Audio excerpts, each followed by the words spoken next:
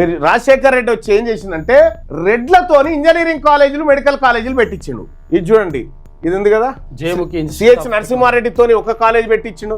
Mallareddy institutions తోటి ఆ కాలేజీలు, Mahatma Gandhi institute of technology రెడ్డితోని, ఎల్ఎన్కి కాలేజ్ ఇంకో రెడ్డి తోటి, గీతాంజలి కాలేజ్ ఇంజనీరింగ్ కాలేజ్ ఇంకో రెడ్డి తోటి, హోలీ మేరీ ఇన్స్టిట్యూట్ ఇంకో రెడ్డి తోటి, ఇట్లా ఇగో 100 కాలేజీలు 100 ఇంజనీరింగ్ కాలేజీలు రెడ్లతో పెట్టి చూడండి.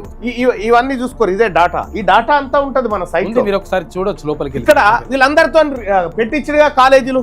మరి మనమేమో బీసీ, ఎస్సీ, ఎస్టీ, మైనార్టీ, వీళ్ళు పేదవాళ్ళు కదా, పేదలు కదా వీళ్ళంతా. మరి వీళ్ళ ఇంజనీరింగ్ కాలేజీలో సీట్లు రావాలంటే సీట్లకు పైసలు కట్టే శక్తి వీళ్ళ దగ్గర ఉందా?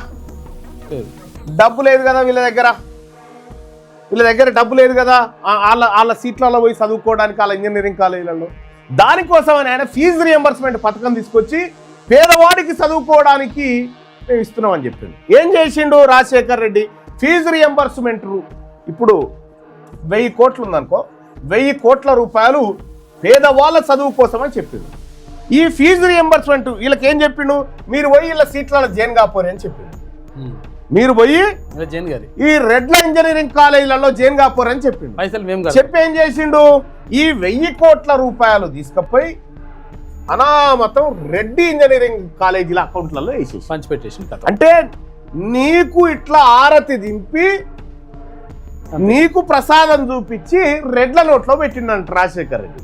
ఇంజనీరింగ్ ఇంకా అందులో చదువు చక్కగా ఉండదు, నా ఇన్ఫ్రాస్ట్రక్చర్ ఉండదు, ఏమి ఉండవు, క్వాలిఫికేషన్లు ఏమీ ఉండవు. ఇవన్నీ తీసుకొచ్చి ఇక్కడ పెట్టి అంటే 1000 కోట్ల రూపాయలు ఖజానాలోంచి తీసి బీసీ, ఎస్సీ, ఎస్టీల చుట్టూ తిప్పి ఇలా బారేసారు. చూసిరా ఎంతమంది రెడ్లు ఇన్స్టిట్యూషన్లు పెట్టుకొని తయారైపోయారు? ఎంతమంది రెడ్లు? బాగా అర్థం చేసుకోండి.